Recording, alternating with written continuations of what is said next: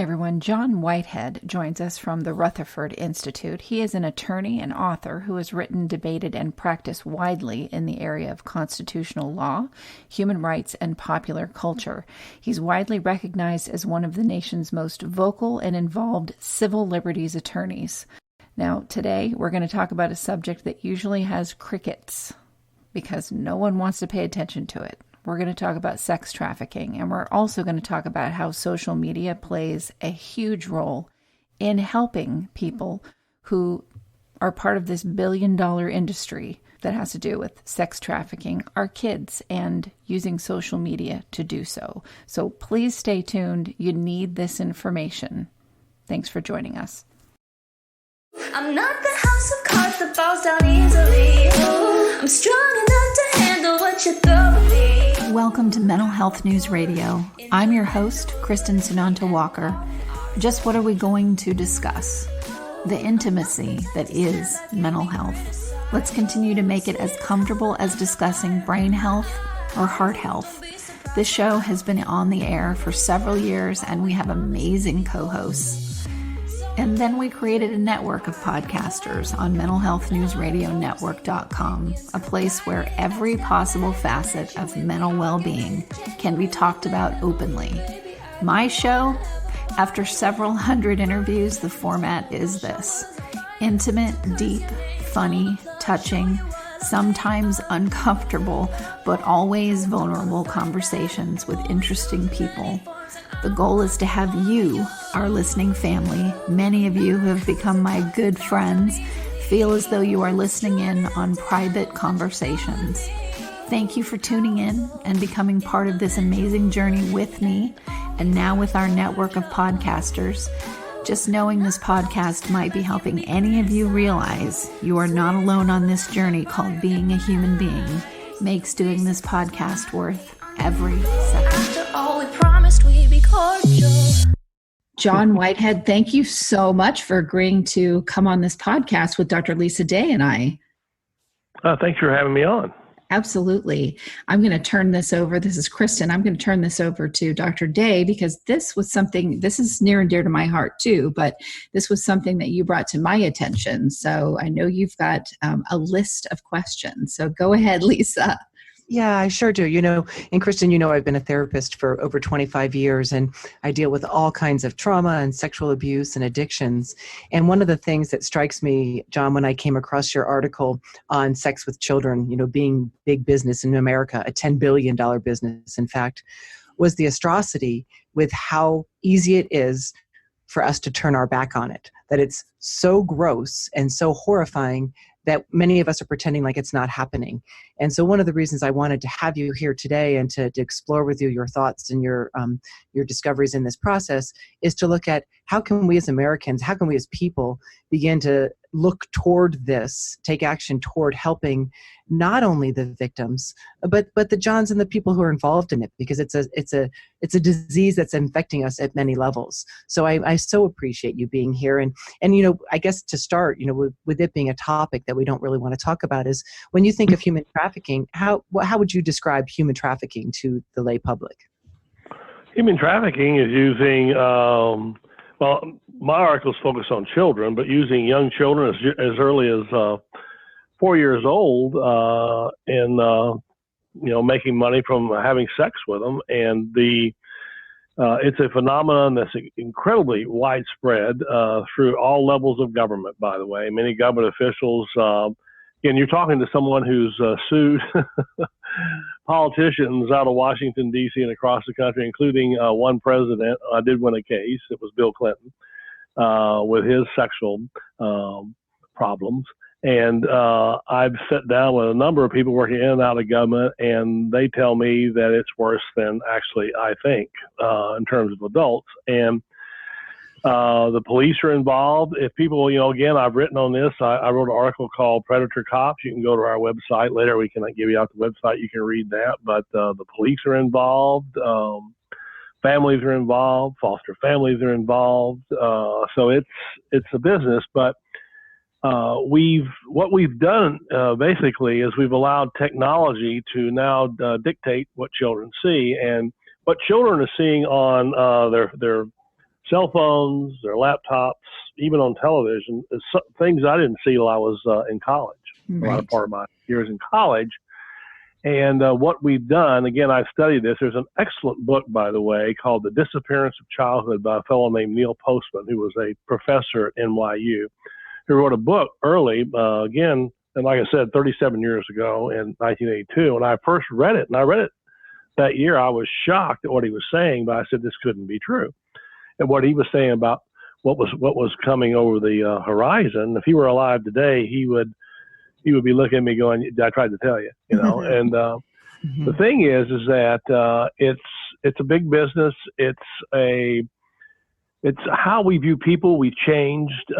Again, technology is driving a lot of this. Kids are addicted to their cell phones. They're doing twerking, if you know what that is. They're doing these things called TikToks. I've seen a few of those. Parents have sent them to me, and they're shocked at what their kids are doing in bathing suits, but it looks like underwear, thrusting their thighs toward a camera. And the pedophiles are out there watching. They're waiting. They make money off of it. It's something that's not controlled anymore. We used to have a society that was based on a moral code that would say that's shameful. If you saw girls, 8 and 9-year-old girls using as models today, I mean, I walk by some of these stores in the mall and I look over, and in the window is a young girl, maybe 10, I don't know. She's in underwear, and I'm going, what in the heck are you people doing? What are we trying to do here? So what we're doing is we're shoving children into adulthood at an early age. What we want to call adults, I'm not sure I would call them adults. Some of these people 40 and 50 years old are sex nuts. But we're making children into objects, into adults early on. There's no distinction. And if you've studied history, in the Middle Ages, back in the 1500s, there was no childhood. Childhood's only been around like 150 years, where children are protected from it. You go into the Middle Ages and eras like that, children sat in common rooms were fondled by adults. Again, there are good books out there that have chronicled this. But we've lost our moral code in this country. It's gone. I mean, the religious institutions, listen, turn a blind eye to this too. I don't hear any major, this is a subject I've written on. It's out there. Major religious institutions, I hear them saying nothing about it. They're not talking about that. Right. Adults are totally distracted by the distractions coming out of Washington, D.C. And again, you're talking to somebody who's filed lawsuits over 40 years. I know. We're distracted by the TV sets. We're not focusing on the real issues. We're not educated anymore, in the true sense of the word, on what's going on. And listen, the country is, people are worried about Iran, they're worried about Russia and all that bunch of bull crap. What we should be worried about, what's going to cause the country to collapse, is the moral collapse. Let me quote another great historian named Aldous Huxley, who wrote Brave New World, but he also wrote a book called Brave New World Revisited, where he goes, and he predicted a lot of what we're seeing today, but he says, as sexual freedom increases, political freedom decreases. And what he was saying is that when the society becomes so into sex and things like that, they're not watching what the leaders are doing. And, we're moving toward, in my opinion, toward an authoritarian, totalitarian government. And as I write in my books, and I've written over 30 books, by the way, dealing with our total surveillance state. And the people running the shaft, and behind, there's an Oz behind everything, by the way. There's someone behind Oz.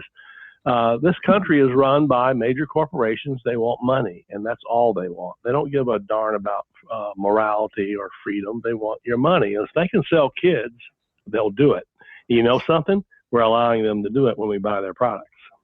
Well, and what you're saying too is that, our society is feeding the beast, if you will. So we talk about the demand. Feed the beast, yeah, it is a beast. Yeah, we're feeding the beast, yeah. And I like how you, in your article, you talk about the pornification of a generation, that we all want to point our fingers on these creeps that are, seeking sex with children, yet we are marketing and advertising the pornification generation. And so, as a society, that's tragic and terrifying. And I agree with you when you say that the stronger that gets, the weaker the political stance is. And I believe united we stand, divided we fall. And when we're eating our own, as we are doing in this sex trade trafficking dynamic, it can't help but bring further destruction. Yeah, and you can't raise a free generation. That was what Alice Huxley was talking about. If the main thing you're preoccupied is with sex and materialism, which is the basis of American society now. As I said, when I look at, again, I'm screaming at the top of my lungs to people saying, hey, this is crazy. It's a $10 billion a year business, as you said. Girls as young as 4 years old, kids getting snatched off of driveways, foster homes pushing kids through, even actual parents selling their kids. So, well, and listen, what people need to do is, I'll go back again, is get up to speed on this thing. There's some things you may be able to do, but you're going to have to get together. And when I say do some political kick butt. Well, and I think that the large majority of people want to think that this happens to homeless kids who are on the street abusing drugs. And I think that, more and more, with TV and what have you, we're learning that, the McCanns in Portugal, a very affluent family at a very beautiful vacation resort, they've yet to find their daughter who was abducted. And we find, middle-class families, it's not just the kids who have run away and are on the streets, work in the system already. The kids are being recruited, through social media, through Facebook, through Instagram, yes. and being, swept right up. And I think that, one of the biggest myths that is frustrating for me as a clinician and as someone who gets very passionate about this dynamic is everybody wants to think it's happening over there. It's only in Cambodia, right? It's only in LA or Dallas. And what I try to emphasize is, no, it's in Boise, Idaho. It's in Sun Valley, Idaho. It's everywhere. And, the current of it is, I think that people want to turn their backs on it. And so I agree. Education, reaching out. I mean, who would you say, I think that people have a biased view on who are the men who are buying this sex. In your opinion, John, who are those men? This is across the board. Listen, a sting done in Florida not too long ago revealed policemen, pastors, politicians.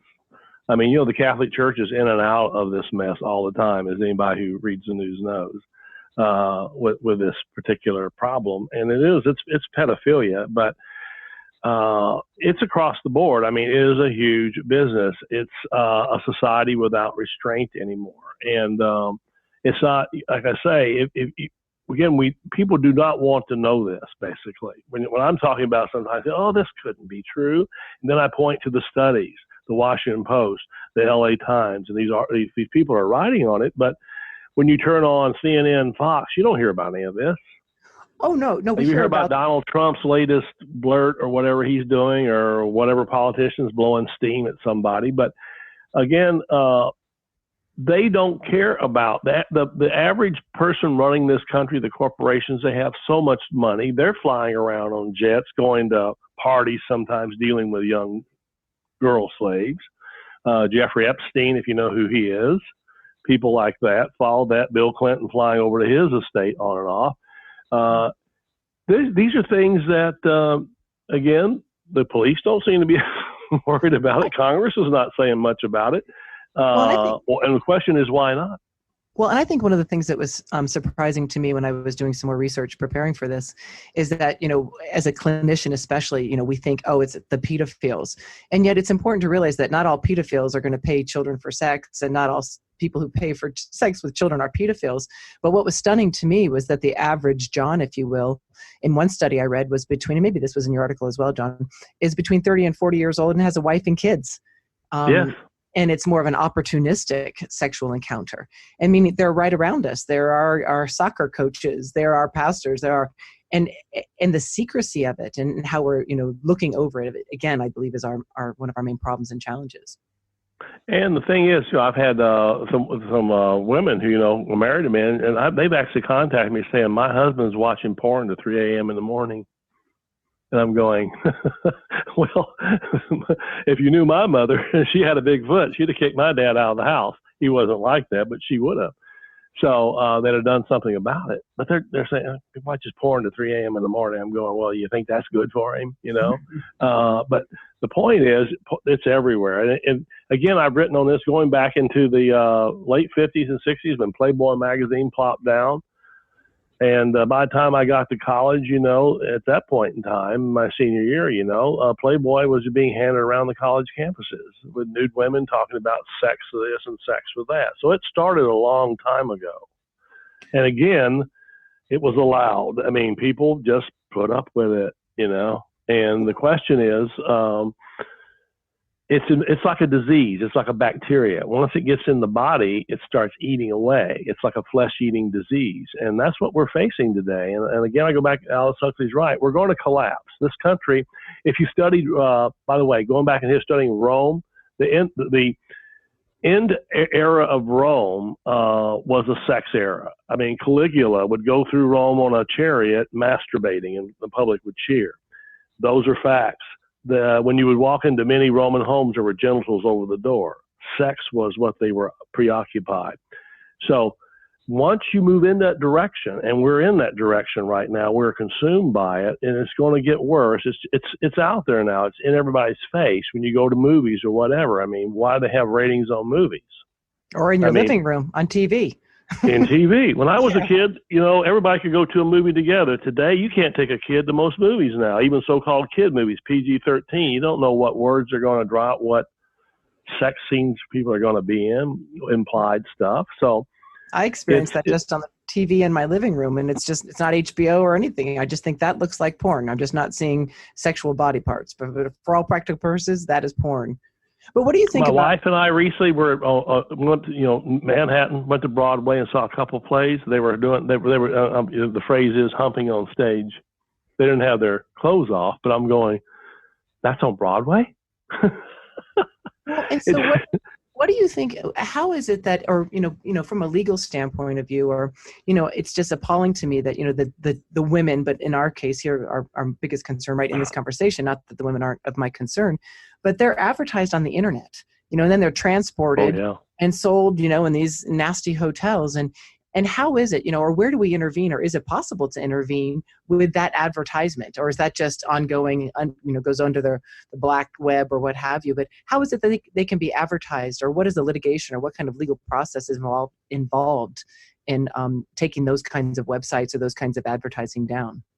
Well, it depends on what laws in your states. The federal laws, all those laws are extremely weak, number one. Number two is if they're a private corporation, you run into the problem of that, If you could directly relate a harm to a particular corporation or entity, you'd have a lawsuit. But what we're just talking about is coming in every direction. It's a full spectrum. It's coming from every direction, not just here or there. So it'd be very difficult saying, oh, well, they caused my daughter to be done or this to happen, because it's a total societal problem. And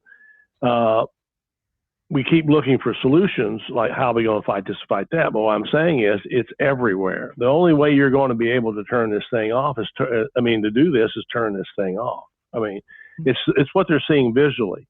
We no longer have local communities. Everything is subsumed in the internet and whatever. And then you have the internet trying to get rid of people they don't agree with, calling them hate agents because Facebook or Google may disagree with them, but they allow porn. So again, we're ruled by corporate giants, I'll go up, but I say it again, who make a lot of money.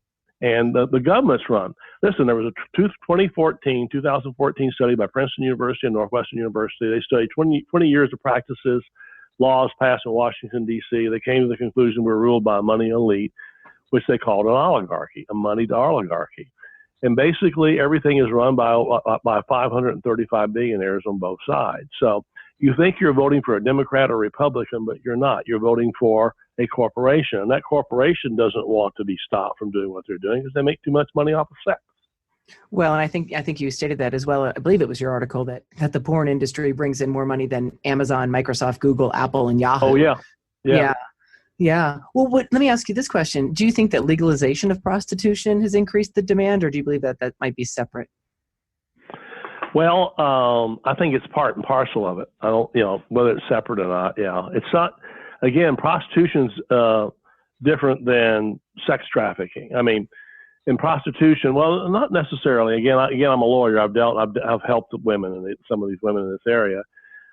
Prostitutes, a lot of them are beaten, drugged with heroin, beaten around. They treated like animals. They throw them on the ground, kick them. The pimps do. And again, that's a big business in this country. And a lot of it, people ask me if it's really voluntary. And with a lot of women today, if you snatch some young girl off of a driveway and she's 13 or 14, put her into the sex trade, beat her and whatever. By the time she's 18 or 19, that's her way of life. Mm-hmm. Again, she's on drugs. They drug them. They beat them. Well, I know that. Again, in my articles, I show that. I actually cite some of those cases. Well, and I know that Meyer Clinics, the corporation that I'm involved with, has the Naomi House there in Chicago, and it's a residential year-long program for women trying to get out of that business, and it's not an easy feat. I mean, as you say, it becomes a lifestyle for them, and the trauma is so profound and so deep that rehab is very difficult. It's a challenging process, and I don't think that here in America, or at least I haven't come across it yet, that we're sufficiently meeting the need of rehabbing or helping those come out of it. I mean, I was floored to read the statistic that the average lifespan of a child who's brought into that world is 6 years, and Lord knows how many times she'd been raped. 6,000 or something along those lines. Oh yeah, yeah, thousands of times, and they do 10 to 15 times a day. They're having sex, and sometimes more than that. And as I cited, one little 4-year-old girl, they were expanding her vagina so she could have more sex. But here, let me say this: you're dealing with monsters. Okay, monsters. We've created a society of monsters who have no respect for women or kids of any kind. Okay, and it's in the films, it's everywhere. And again, this is a culture. You want to say you want to pull back, but it's going to be very, very difficult unless your average American gets up, gets angry and does something about it on a local level. That's the only hope that I see, basically. John, what are the challenges to arresting the buyers, the Johns? What are the challenges that we face? Listen, as I show in my article, Predator Cops, if the police would do their job, they could clean up a lot of this. But in numerous cases that I've cited in other articles where policemen are pulling over and forcing women to have sex and stuff like that, it's permeated law enforcement agencies now. It's in the military. It's in the academies, the military academies where women are complaining they're getting raped. It's a standard now. And there is no moral guide to pull it back. I mean, if you have the churches involved and some pastors are involved in whatever, that we're seeing some of these things, again, I'm a father of 5 kids, and again, I look at this and I'm saying, what are we doing in this country? Can't we pull it back? But you're not going to do it. The average American watches 150 hours of television a month. And once they're consumed and addicted, it's an addiction. I mean, some recent psychiatrists have come out now and said the Facebook thing with children is an addiction. I mean, the suicide rate among kids is high as it's ever been, teenagers. Kristin and I have put together a presentation just on that, of the association between social media, cell phone use, and the suicide epidemic. It's up 70% since the introduction of social media. And this is another avenue that is of huge concern, is that we can educate our teens, and by the grace of God, my kids are 18 and 21 now, and I just breathe that, oh my goodness, we've gotten through all of those potential years of here I've met a great friend and I'm going to meet him at the park, and I grew up in Fort Lauderdale, and I remember in Fort Lauderdale, she was meeting her friend at the park, all right, only to find herself in the trunk of a car being taken to one of the rings there in Fort Lauderdale. And and so when I listen to you, and one of the things that I think frightens me as I listen to you, and it's probably my concern in general, is I hear that it is monumental. It is everywhere. We're dealing with monsters. We're dealing with beasts. What do we do? What do we do as a culture? I mean, we educate, and I was talking to Kristin before you jumped on this morning, and I was saying, I have this heartfelt passion to put a educational program together that we can take to the elementary schools, but no one wants to talk about sex in elementary school, right? And how can we educate that? No, who you're talking to online is not necessarily who you're talking to, or the stranger, or the bus stop, or my daughter works here in the ski resort, and earlier this year there was 3 men that kept approaching her. She's renting ski boots, and her boss ultimately came up to her and said, I want you to call your mother and I want you to go home, because I believe those men have nothing good in mind, and it's time for you to remove yourself. And that's right here in our beautiful little ski resort valley of Sun Valley. And so what do? We educate, take steps with legislature. What do we do as a culture? Parents need, first of all, we need to wake the parents up. We can get the information out there, but parents need to do their job. parents need to watch what their kids are watching. They need to instruct their kids. They need to take that cell phone away and set it in a box and say, hey, we're not doing this. When I go into restaurants now, I see whole families sitting and reading a cell phone. They're not talking to one another. We're creating an idiocracy. Okay, that's what again, that's not my term, but that's what some people are calling it. The thing is that if parents would start doing their job, that'd be great. We're going to have to educate parents. We're going to have to get the information out there. That's, again, why I'm writing this. I'm telling you, the articles I've written on, it'd be good to put those together and send them to your local city council. Send them out, get them out in the information. Go down to meet with your local city editor of the newspaper. Publish this, please, sir. Please publish this in your newspaper, sir. And you're going to have a tough time getting them to do it, by the way. Well, so, I like that, though. But parents need to do their job. I mean, that's, again, when I was growing up, I was made to have imagination, play. I didn't see any porn stuff or any of that. I wasn't allowed to even get near that stuff because my parents did their job. The problem today, though, when I talk to some of these teenagers and they're telling me what they're watching, and I'm looking at them going, that's not a good idea. And they look at me like, you're an old fogey. What are you talking about? And I'll tell you, as a seasoned psychologist and a mother, back in the day, our household was no media before dark, and you can monitor that until they're 6th, 7th grade, and then they can take off on their own. But one of my concerns really as a psychologist is what you referred to a few moments ago, that our culture, our youth are becoming more attached to the actual device of the cell phone than they are to real life meaningful experiences with others.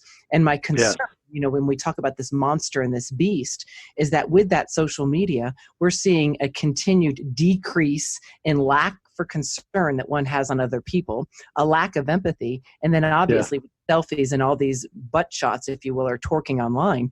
And so for me as a psychologist watching the growth of our culture, my concern is that we are breeding a culture of narcissistic sociopaths. Yeah. The most dangerous combination of a personality disorder that exists. And so when I hear you talk about the monumental size of this growing, ever increasingly growing problem, and we combine that with the negative side effects or the negative components of social media and cell phone use, as a culture, it terrifies me. What are we creating? And at the same time, I love in your article, John, how, we'd like to point it to pedophiles, or we'd like to point it to those bad people. But I do believe, and I agree with you, that we as a culture, by turning our back on this and not taking a look at what we're breeding, are a part of the problem.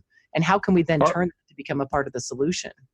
Well, the key here, and again, there was a great writer in the 60s and 70s, Marshall McLuhan, had forgotten him, but he talked about television. He talked about Narcissus. He said Narcissus did not fall in love with himself. He fell in love with his image. And the thing with the cell phones and the kids doing these things, these videos of themselves, they fall in love with their image. Mm-hmm. And they're basically sacrificing everything for that. So, again, we're a narcissistic society, and again, empathy is a key word you're using there. Our society has lost total empathy. I mean, and here's another thing that people must realize. Again, I've written a book called Battlefield America, where I talked about the rise of artificial intelligence. It's running the internet now. Robots are directing all of this, even the porn, by the way. Mm-hmm. And the rise of digisexuals. I don't know if you've heard that term, but sex with robots. Mm-hmm. Is a big trade now. No, people don't realize it, but it's men having sex with female robots. And what does that say if one of their primary sources of sex is a machine? What does that say that when they look at that female human being walking down the street? How do they distinguish between her and that so-called robot they're having sex with? It's the same thing. They don't care. They can smash their head against the wall, they can beat them up, and they can walk out. But one of the real problems, and I'm telling you this, is, and I deal with people who work in this area, is the so-called government officials, a lot of them are involved in this as well. In and out of Washington, D.C., police, etc. It's a fact. Mm-hmm. So our so-called government officials, James Madison, who wrote our Bill of Rights, made a really great statement. I tell people, this is the thing, when you look at your government and what's going on today or anywhere, we ought to mistrust all those in power. Trusting anybody in power today is an absurdity. Do not do that. I mean, If you want to be a patriot, you want to protect your kids, you want to fight for freedom, don't start putting your hand up and Heil Hitler any leader, okay? Because you can't trust human beings today. You say loss of empathy. I see very little empathy coming out of any politician's mouth today, caring about the little people. And zero concern for the impact that they have on others. And when you speak about the robotic prostitutes or what have you, it comes back to, my concerns. If you go to Carl Jung and Union, that not only, are we having a lack of empathy and a loss of concern for the impact that we have on other people, but that image is a false self. So it's built in a falsity. We all know, regardless of where you come from spiritually, that the truth shall set you free. And yet the image is not based on truth. The behaviors are not based on truth. And as you're saying here, those in power are not operating based in truth. Scary. It's a scary situation. No, like I say, and I'll go back and say it again, the government's run by, listen, Google admits they have billion dollar contracts with the NSA. Amazon has billion dollar contracts with the Pentagon, building all their intelligence clouds, which they have access to. So these large internet corporations out of Silicon Valley are running the show, okay? And, the people, and again, all they want is your money. They don't care if they're degrading children, they're having sex, as long as they can make their bucks off of what they're selling you. And that's porn, that's the cell phone, that's whatever they're doing over television or whatever. And again, I'm telling you, if the audience listening to this, if you're gullible enough to believe what you see on TV, then you might want to find a good counselor who can wake you up. So given this atrocity, by the way, I don't watch television, so folks. I can relate to you on that one. I bought my first TV when I turned 50, and then it took me another year to figure out how to turn it on. So I'm right there with you. But so given the monster that we're dealing with, and given this a misuse of power and the focus on really just lucrative income, if you were to give 3-5 things that our average listener could say, this is where I can begin to take action. I would love the articles that you would pass on to us, and I would be happy to distribute them. But if you were to give 5 or even 3 things that we can do immediately to begin to address this beast, what would those be, John? Well, education precedes action, always, okay? Get educated on these issues, read what's out there, study it. You don't have to be a genius, to read the basic facts and know what's going on. And the government in Washington, D.C., by the way, again, like I say, it's run by the billionaires. They're not going to listen very much. They only listen to large mass movements, and if you're too good at it, they'll do their best to move you on or arrest you, whatever. Like I say, the great historical figures who actually had impacts like Martin Luther King and others, the FBI secretly watched them and were trying to destroy them. What you can do is be very effective you can be effective on the local level. And I would telling people, get some of the information, my articles, whatever you out there, send them to your local city council, then get you a group together. You can give it a name, whatever you want to give it, Care for Children or whatever you want to give the name. Go down there and demand that they set up a particular committee, an oversight committee, to investigate what's happening in their local communities. And these are citizens, not government officials, will be doing this, and have oversight committees. And when these girls disappear, and they do disappear, some of them are found in lakes, chopped up afterwards, by the way. I'm seeing this all over the country, dead, buried, or whatever, after they've been used. And get these guys who are sitting on city councils making money off of you, and make them do their job. And that would be also activating the police and making sure the police are straight on this. But everything starts at the local level, and that's all you can do at this particular point in time. And get the information out there. Get your groups. One thing that the government does not like and politicians hate is groups that are aimed at them with picket signs and people getting out there pointing at them saying, do your job. And again, I'm a constitutional lawyer. You have a First Amendment right to do that, to peacefully assemble and petition your government for a redress of grievances. But most Americans don't do that today. Again, they're sitting on their butts watching the screen device. And it's going to mean turning your TV off. I'd say, listen, the average American watches 150 hours of television a month. I say, give me 1/3 of those hours, protect our children. 1/3 of those hours, turn it off. Get out there, get down, get active in your government, because your government's not caring for you. Not if they're allowing local government officials, including police, and some of government officials rape children. Well, and it's interesting. I like your phrase, protect our children. Now, as you said, come up with a group name, Protect Our Children. That's good. At the same time, I get concerned because, both in your article and other research that, they'll say that this is one of the fastest growing businesses of organized crime. And that's scary. You want to mess with organized crime. Like you said, you might disappear. And so you might disappear. So I really like the suggestion of how can we protect our children rather than going and trying to fight the beast. Listen, I fight these things all the time. I've had former NSA agents meet with me, and they say, you're going to get knocked off, Whitehead. I mean, they tell me that. I mean, I had a former CIA agent contact me not too long ago. He said I was a hitter. I knocked people off, and I'm surprised you're still alive. But you know what my response is? I'd rather go down that way than go down not doing nothing. If there is a heaven, I want to be able to walk through and whoever's at the gate say, hey, you did a good job, man. Go on in. Yeah. And I want to help people, and empathy is the key. We're here to do one thing, help one another. We're not here to make money. We're not here to be hot shots. We're here to help each other. And who needs our help now? The kids need our help because they're getting their lives destroyed. Well, and I know that, again, circling back to that lack of empathy, lack of concern for the impact that we have on others, locally as a clinician, it's quite interesting for me to really, I have to actively teach that concept of compassion. Kids have no idea what compassion is. It's all competition, comparison, and that image that is perceived by others. And we speak of this, concept of compassion, and it's increasingly becoming a rare thing. But because we're starting to reflect the machines that run us. Again, I'll go back and say it again. Artificial intelligence is running much of the internet now, and I'll give you clues. Okay, you go on and type in, and you on your so-called Facebook feed, and you look at an article and you read it. Go back 10 minutes later, and you'll see other articles feeding through. They're watching you, okay? Because again, they're trying to make money off of you, and it's greed, it's materialism, and what will save this country is spiritualism, empathy, and compassion. And listen, when I talk to young people today, they ask me, what's the most important thing I can do? I said, take care of the person next to you. If someone's fallen down, it's a Good Samaritan principle, which is a great principle. The fellow falling by the road, he took the person falling by the road, took him to a hotel, took care of him, paid him, and said, I'll come back later and check on you. Okay?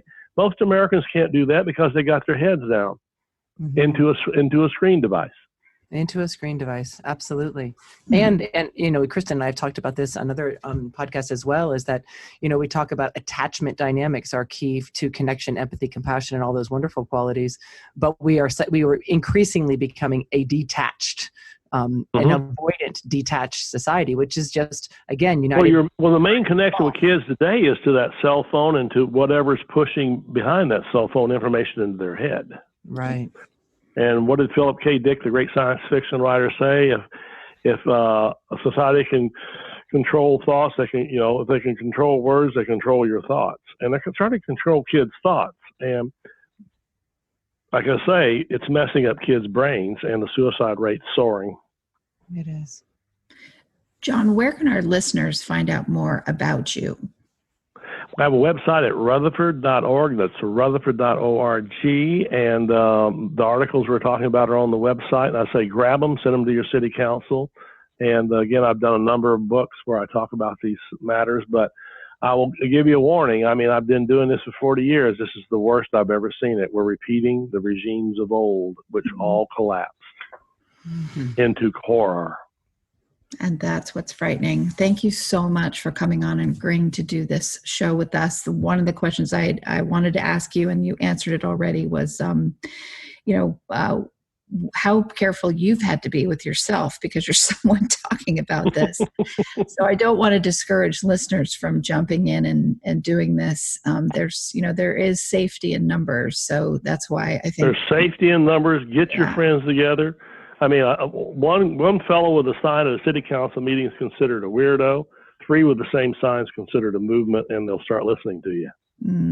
Good and terrific advice. Lisa Day, thank you so much for bringing this to my attention. I mean, it was already to my attention, but bringing John, wanting to bring him on the show. I appreciate that. And thank you both for coming on the show today. Kristin, thank you. And John, thank you so very much for really lighting the fire and giving us some direction. I look forward to those articles and look forward to moving forward with protecting our children. Thank you very much. I do too. I know, no one likes commercials, but seriously, folks, without the help from these organizations, we could not stay on the air. Please give a shout out to zencharts.com. If you're a mental health or addiction treatment center, you'll want to use their EHR. It's gorgeous, and they're just good people. And also MyGenetics, MyGenetx.com, because knowing your genetic code empowers your mental health treatment. And lastly, CopeNotes.com. We love getting positive messages right to our phones every day from Johnny Crowder. He's the lead singer of Prison, a heavy metal band sharing their music about suicide prevention, addiction recovery, and mental health. See, that was painless. Support them as they support us. Back to the show. Sometimes I'm passive aggressive, but never without good intentions. I heat up and act on my emotions. Thanks so much for listening to Mental Health News Radio. Our podcast can be found on iTunes, Stitcher, and hundreds of other podcast apps, or you can visit our website at mentalhealthnewsradio.com. If you have a question or would like to be a guest, become a podcaster on our network, or join the amazing organizations that help keep us on the air, please email us at info@mhnrnetwork.com. Get ready for that special goodbye from our resident therapy dog, Miles, and a special thanks to Emily Sohn for letting us use her incredible song, Cordial, for our podcast music. Listen to the full song on SoundCloud at emily.sonne. Don't be surprised when I don't hate on you. After all, we promised we'd be cordial. Sometimes in you I can fight it. Good boy.